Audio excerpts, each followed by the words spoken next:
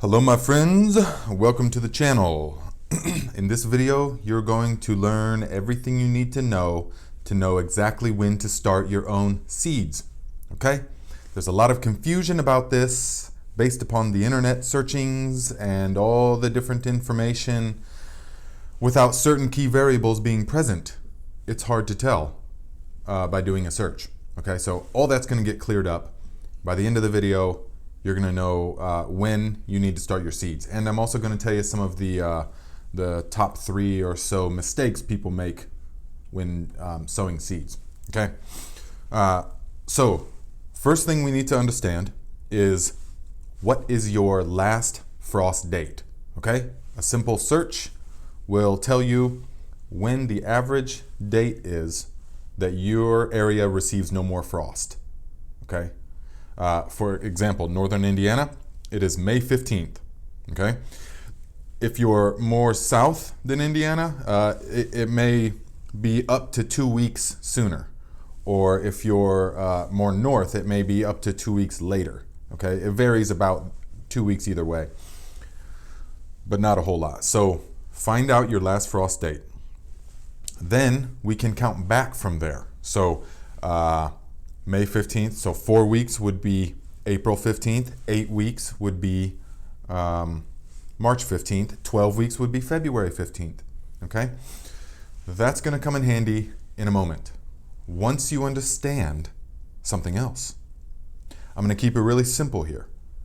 So there's essentially 2 different kinds of plants. There is cold hardy and warm loving. Okay, there's actually a couple more in the spectrum, but we're going to keep it simple. Okay, there's no need to complicate it all.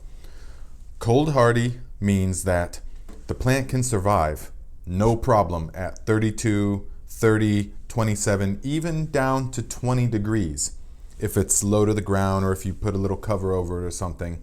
Okay, even down to 20 degrees, no problem.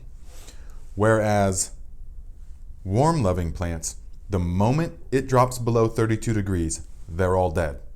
They will not survive even one moment below 32 degrees, even really approaching 33 and 34.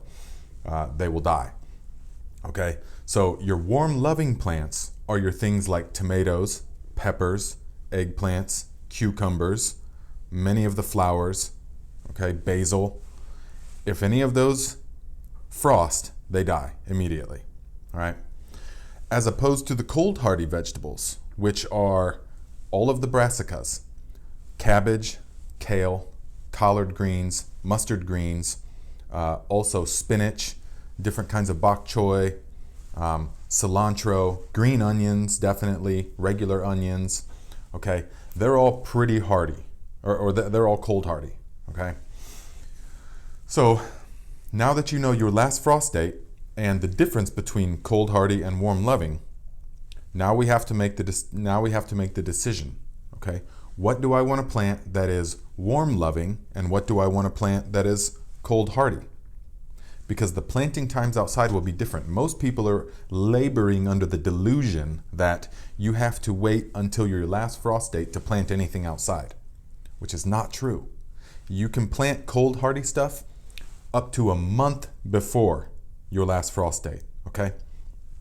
You see these pictures.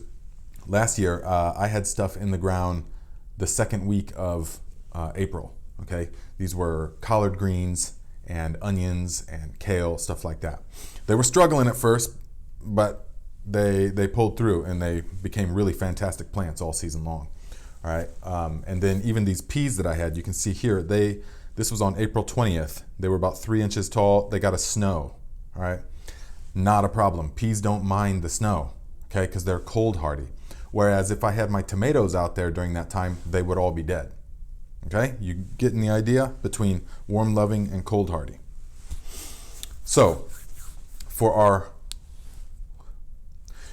when starting something indoors, the objective is to have the trajectory of growth be a nice even line upwards like that.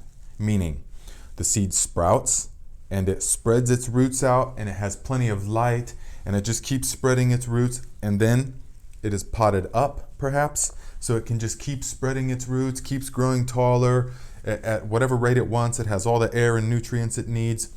And then you place it outside at just the right time, and it keeps growing bigger, and it never has that period where it stalls out, okay? Because now that's ideal. What I just described is ideal, and that's going to give you the healthiest, best plants possible.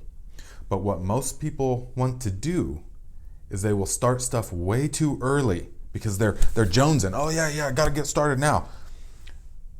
But yet they will not have the proper grow setup. They will not have the proper heating or lighting, which are crucial. Lighting is crucial to the indoor success of your starting up, okay?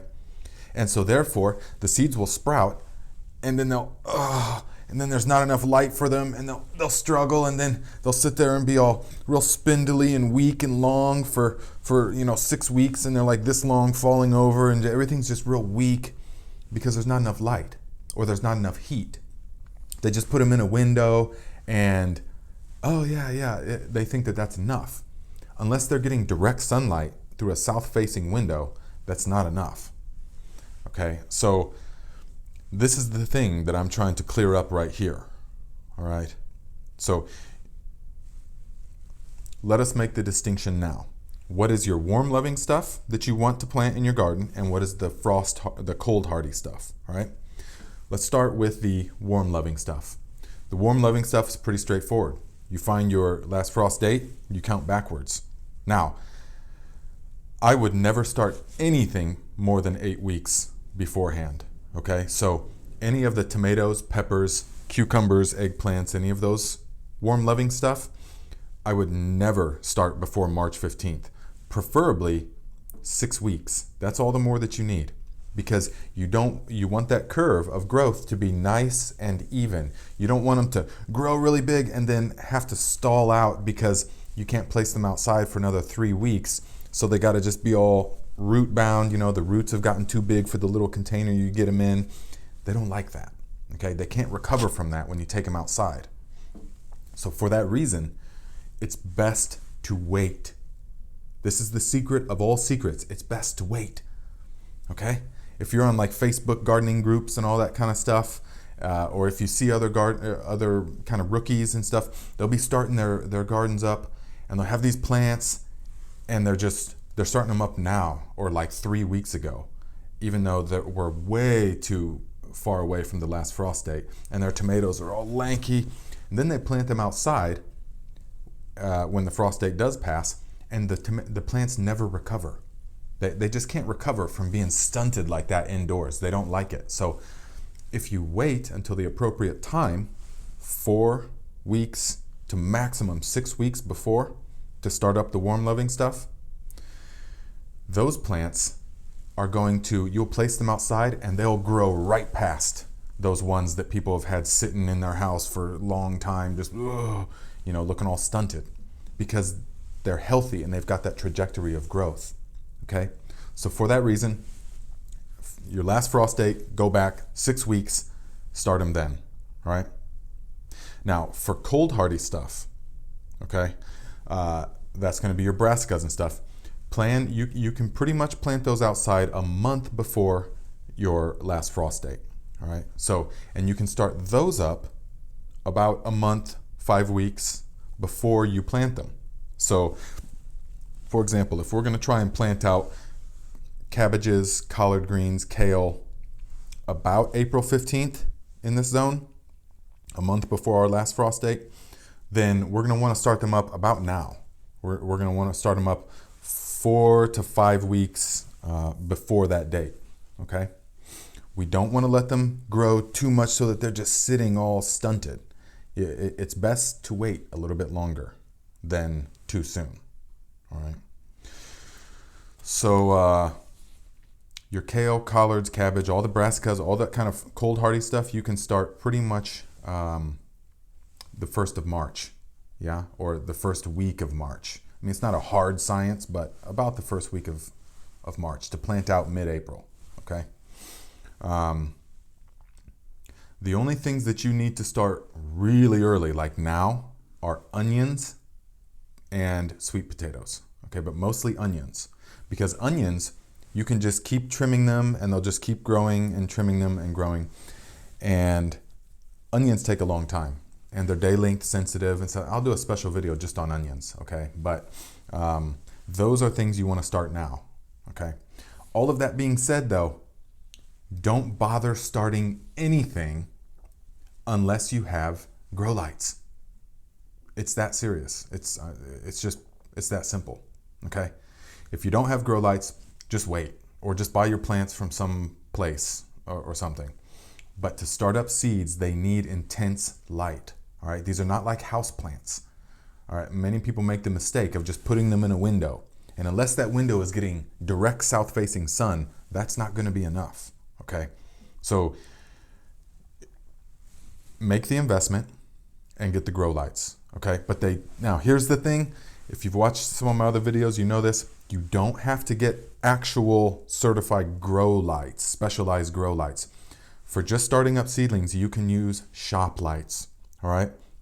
As long as they are 12, as long as the light spectrum is 4K or above. It says 4000K or above. That's plenty of light spectrum for vegetative growth, all right? Like these ones that I got from Menards for $20. Each one is 12,000 lumens. That's a lot, okay? So I put 2 of those side by side, and I'll make a video on my grow light setup here shortly, probably tomorrow. But you can just use the shop lights from Menards. They've come so far with them, and that's how I've started up thousands of plants this way. Totally adequate. You do not need expensive specialized grow lights, okay? So I hope that this answers the question as to when should I start my seeds, okay? Warm loving 4 to 6 weeks beforehand, all right? Use a heat mat, okay? I'll show that in my video, my seed starting setup video. Use a heat mat and intense lights for the warm loving stuff, all right? 4 to 6 weeks before. And for the cold hardy stuff, you can start about now, about the beginning of March to plant out the middle of April, all right?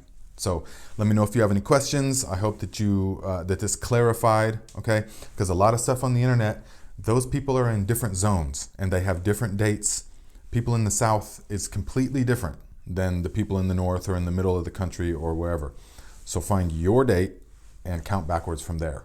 And it's better to err on the side of starting a bit later than starting too soon.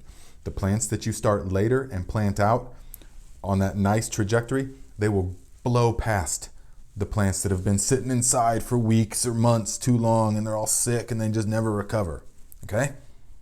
Let me know if you have any questions, my friends.